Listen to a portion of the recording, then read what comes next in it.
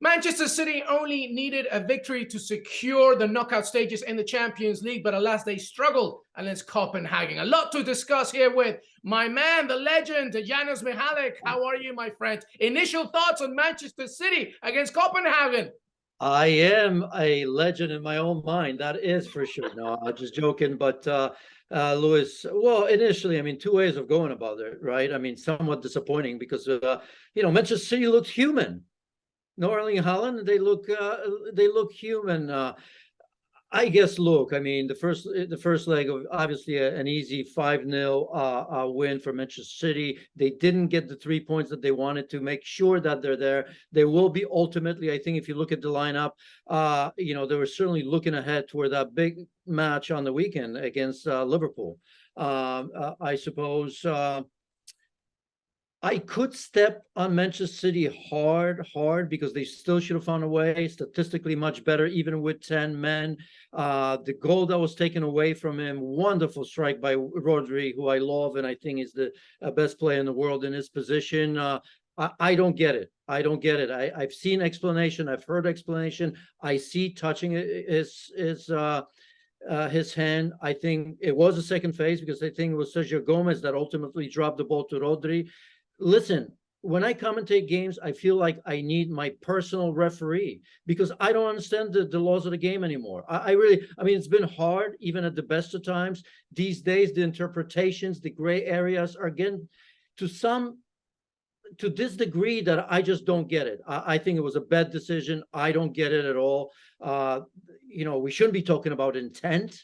Right? We don't know the intent. I think it was accidental. So anyway, neither here or there. Kamil Grabara, the Polish international, I have to mention him. I thought he was wonderful in the first game, even when it was 5-0. He was tremendous. And of course, saving Riyad Mahrez and Grabara, who was at Liverpool, now obviously re-emerged at Copenhagen, will be going to the World Cup with Poland, probably not as number one.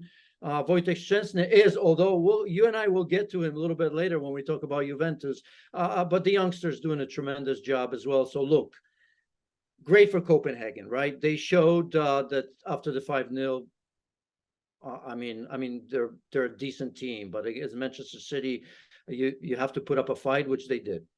Yeah, it was always going to be a hostile environment for Manchester City. Copenhagen was really up for it. Like you said, they wanted to at least redeem themselves from what happened the week prior. But Janusz, let's go back a little bit to my, I guess I'm going to ask you the first original question here. Here's what I want to know. Because Manchester City came in this with a very rotated squad, right? You've already discussed it, obviously, with eyes on what's going to happen in the weekend.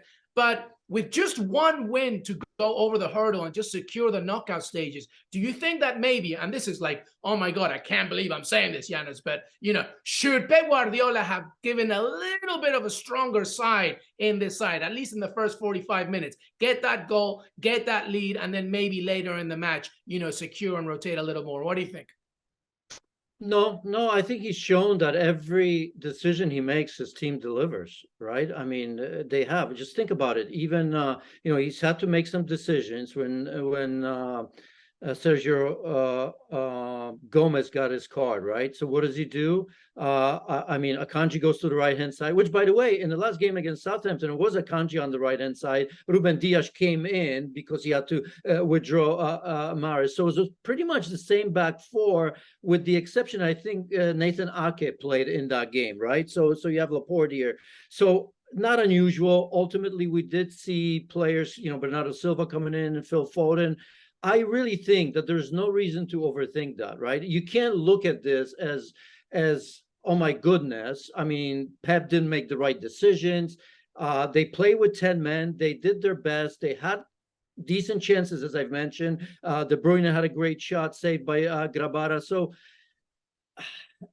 no, this is not the time that you kind of go in sliding tackle into Pep Guardiola and Manchester City and say, what have you done? How could you not beat this Copenhagen side?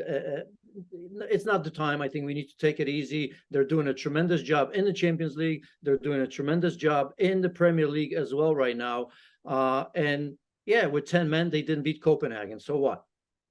Janusz, I'm Peruvian. I like to keep the gossip and the telenovela storylines. That's why I wanted to ask you that question. But, obviously the storyline completely changed with Riyad Mahrez first missing the penalty, then the red card, then he gets subbed off for a center back. It wasn't exactly his day. Biel Leto, Copenhagen, fantastic stop. You mentioned Camille Grabara, 80% pass accuracy, 4 long balls completed, 1 penalty save, another save from the time of action. Fantastic stuff. But having said that, now Manchester City have to focus on a very big week and a half. What do you expect Pep Guardiola to do, right, in this next week and a half? Do you now see a more aggressive side both this weekend and obviously in match day 5 in the Champions League? Yes, I mean, especially over the weekend, because this is a chance to truly put away Liverpool, right? I mean, Liverpool is struggling, as we all know. We saw it against Arsenal. Obviously, some extra injuries coming through with Luis Diaz being out now for sure for a time, and we'll see what happens with Trent Alexander-Arnold. But remember how this season started, right? If you count the Community Shield and Liverpool really beating Manchester City, and maybe again announcing themselves as title contenders this season, right? Because everybody thought, well, I don't know, I shouldn't say everybody, but there were many thinking that Liverpool may win the Premier League. And so I think in the back of their mind, Pep Guardiola will understand that it's going to be difficult. Maybe Liverpool will not win the title this year, but in a one-off, in a game like this, when you need to bounce psychologically, because all heads are down for Liverpool at the moment, Pep Guardiola is smart enough to know that this is a massive game when it comes to psychology. Yes, Arsenal are there, but I think for Manchester City and for Pep Guardiola, Liverpool have always been the contenders. And once they're out of the way, and that's a possibility, then you can deal with Arsenal, which I believe that Manchester City can deal with later on in the season. So I do think that this game this weekend was truly the focus. Pep Guardiola and Manchester City will never admit it. And they probably had to work much, much harder, even with the rotated side, than they thought in Copenhagen. They thought that this was going to be an easy win. Yeah, 100%. When you sit Erling Haaland on the bench, you know that the focus is somewhere else. But regardless, Man City failed to score in a game in the Champions League since that draw against Atletico Madrid in April. Heroic start from Copenhagen. We'll have to see what Pep Guardiola has in store for Manchester City in the next week and, of course, the Champions League. Thanks so much for watching ESPN on YouTube. And for more sports highlights and analysis, be sure to download the ESPN app. And for premium content and live streaming, subscribe to ESPN Plus.